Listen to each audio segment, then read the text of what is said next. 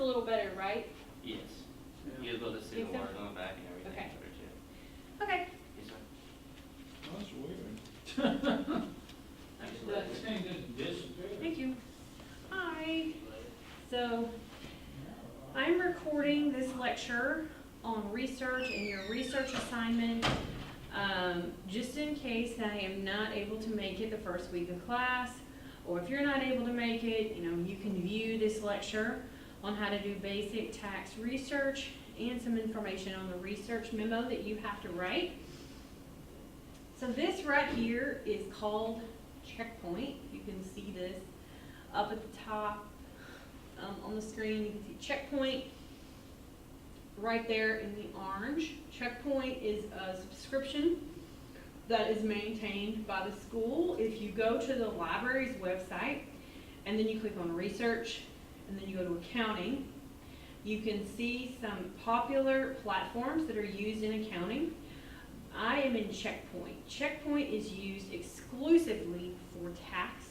A lot of tax people, we like Checkpoint. If you have any questions on research, this right here is Janie Richardson. She is the library liaison for the business school, and I have been, talking to her about some of the resources available for tax. The best resources for tax are Checkpoint. Lexis can also be useful. Westlaw Next can also be useful. Honestly, Westlaw owns Checkpoint. So everything that is on Checkpoint will also be on Westlaw, but Checkpoint is much easier to use.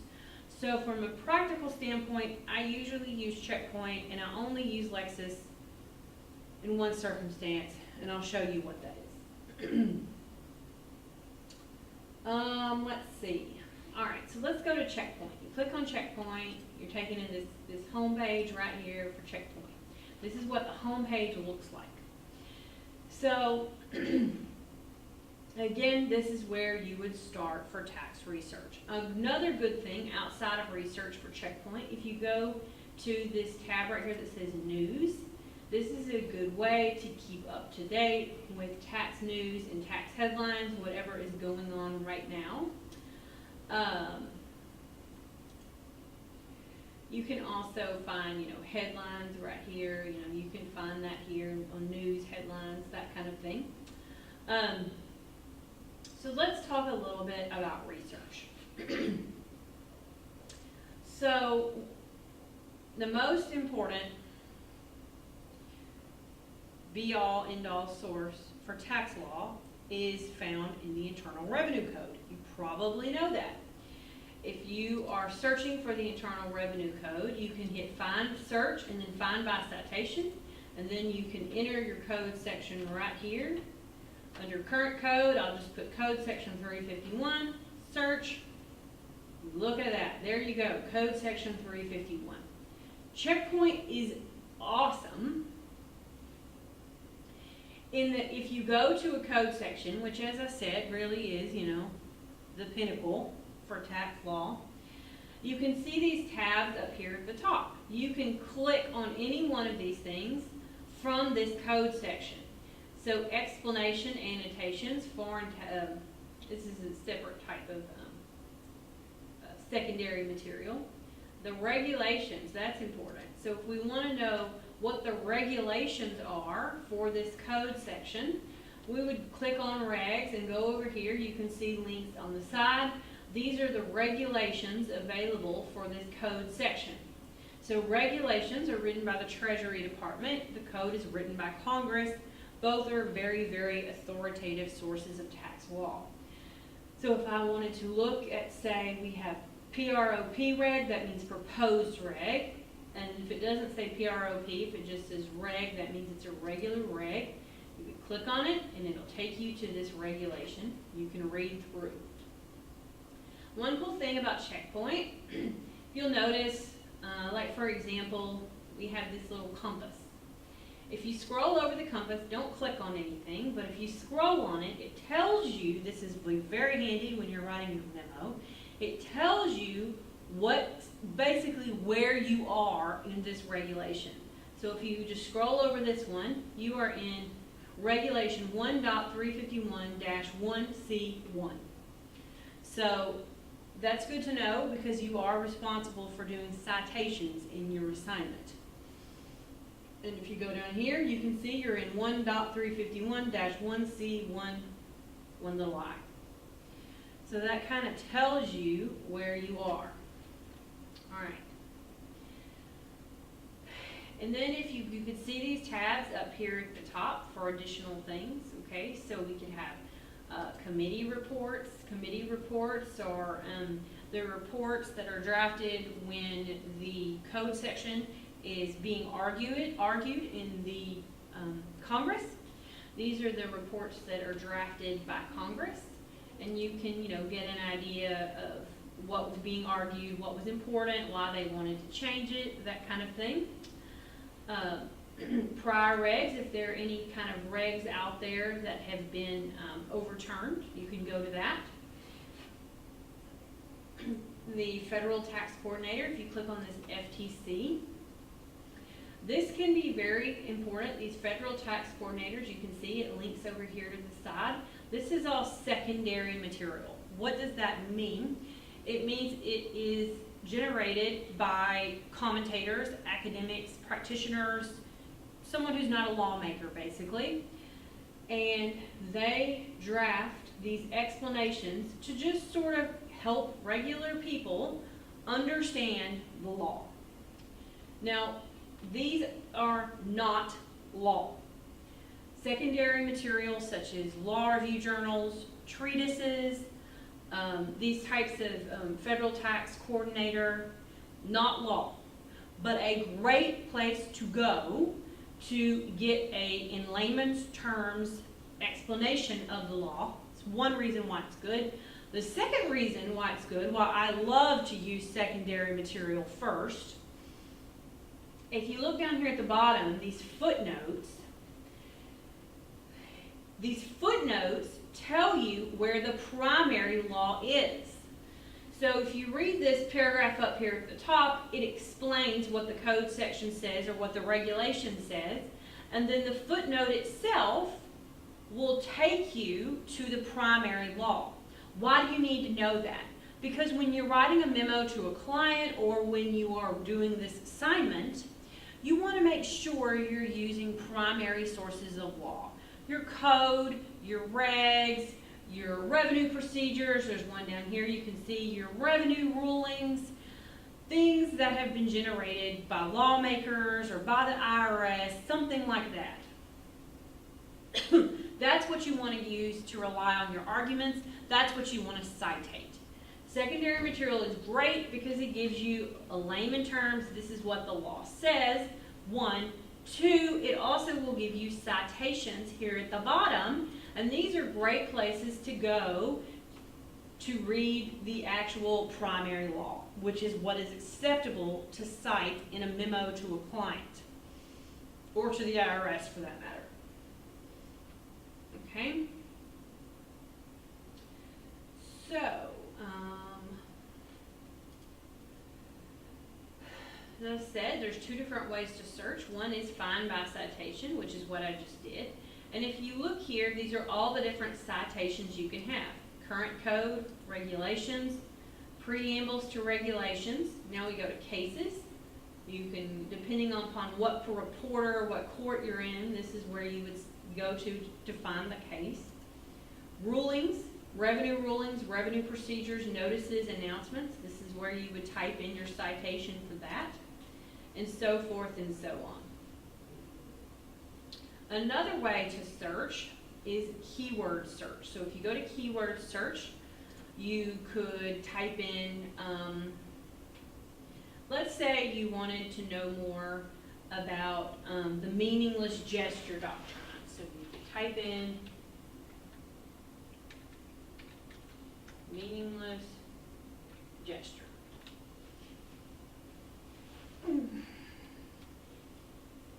Okay. The next decision you have to make is where you want it to search. The left column, editorial materials.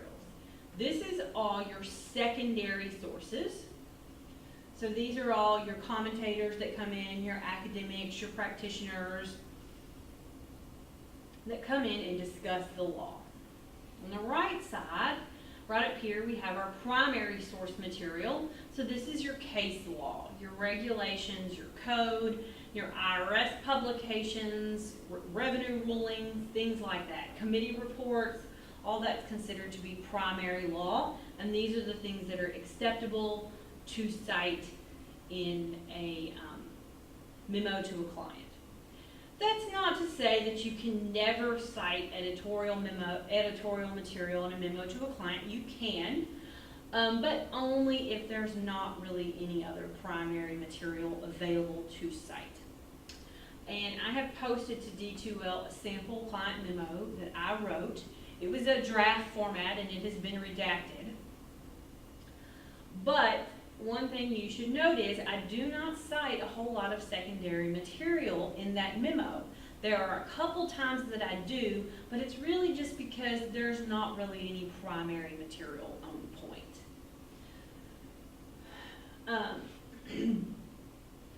So depending upon, okay, meaningless gesture. So let's say we want to look in the regulations and we want to look in this tax guide right here, and we'll look at these annotations and explanation. And let's see what we can find.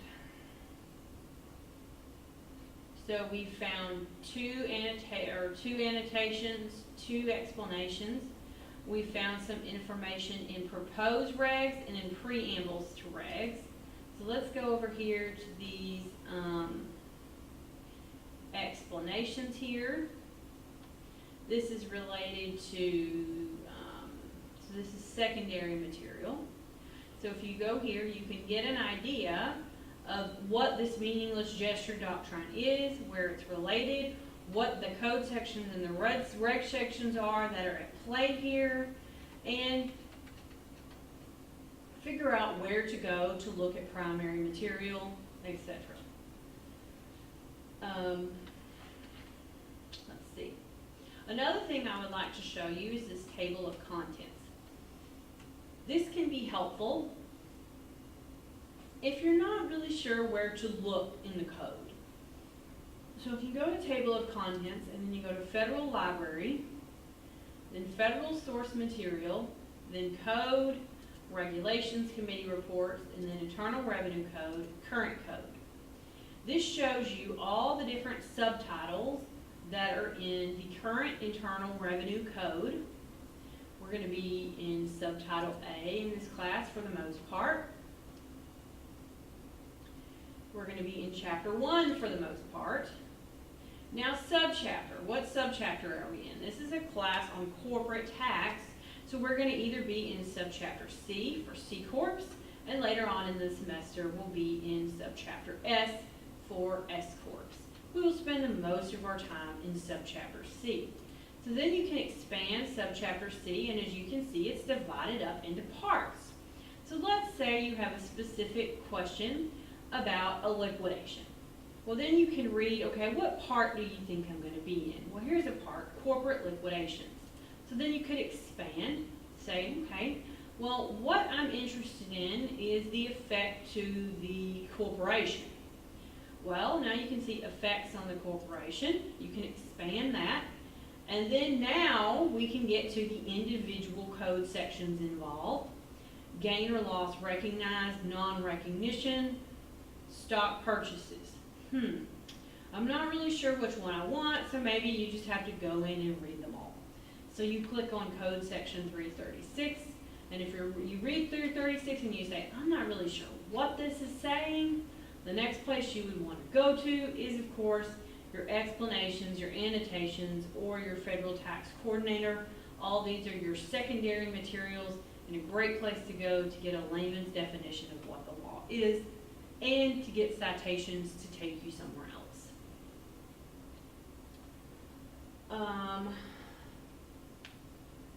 Let's see. I think that's about it on Checkpoint. Checkpoint is very, very useful. I would like to show you Lexis. Personally, I hate Lexis, and I only use it for one thing. You go down here to look up a legal case, I only use Lexis for cases. Of course, you can use it for other things, but this is the only thing I use it for.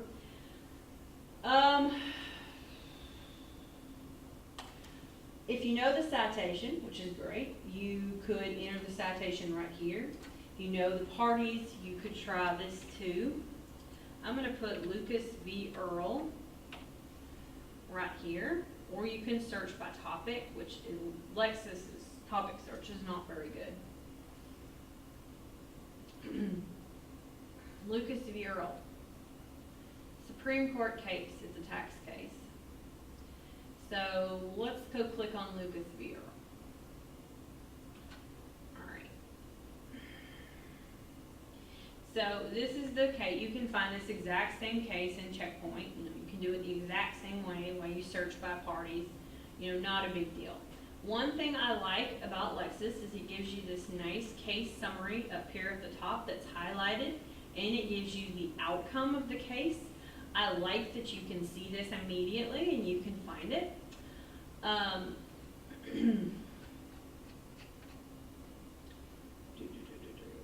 But another reason why I like to use Lexis is, see these little symbols right up here at the top? You can click on them. It's called shepherdizing. See, shepherd summary. The word shepherdizing, I don't really know what it means. It's just their Lexis's term that they have trademarked, and it's called shepherdizing. Probably the person who invented its name was Shepherd. But if you hear the term shepherdizing, this is what it's referring to, and it is only available in Lexis. You can't really do it in Checkpoint. Westlaw has something similar called a KeyCite, but it's not near as good. This is really, in my opinion, the only reason to go into Lexis is to use this shepherdizing, which can be very, very valuable. So what shepherdizing is when it pulls up this case that I just looked at, Lucas v. Earl, and it pulls up other cases that have cited this case. If the case agreed with it, it's called followed, and there's 65 of them. If the case cited Lucas v. Earl but didn't really agree or disagree, then it'll be right here. If it's a concurring, that means it was cited in the concurring opinion. If it was cited in the dissenting opinion, etc. Other sources means other material that cite this case. This is a very, very famous tax case, so it's been cited in a lot of places. You can see it cited in 399 law review articles, etc.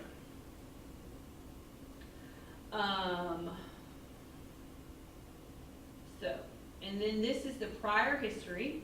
This means this exact case and ways that it has been cited before as it moved up through the court system. So, like this one right here would be the lower court opinion, that kind of thing. So this is the Supreme Court opinion. See, you can see 281 U.S. 111. This is the U.S. Supreme Court reporter, and it reversed the Ninth Circuit report, which actually reversed the trial court. So, and you can see these are Supreme Court cases that have cited it, about 1,600 citing decisions. So this is very, very, very handy for you if you want to find court cases that have agreed or disagreed with it. Realistically, if it's a Supreme Court case, you can't really have what we call real negative treatment, which means that they disagree with what the Supreme Court says, because that's not really possible. Once the Supreme Court has spoken, it's over. So you don't really have any what's called negative analysis, because nobody can you can't disagree with the Supreme Court. So I wanted to show you that aspect of Lexis, which is very, very handy. It's also good because it lets you know if any case has been overruled. So For example, if you were to go into this case right here, Earl versus Commissioner, which is the case at the Ninth Circuit, so this is the Ninth Circuit, this exact same case. You can see right up here at the top, it has a red stop sign, which means something else has overruled this case. So if you click on this stop sign, it tells you right here that this case has been reversed by the Supreme Court.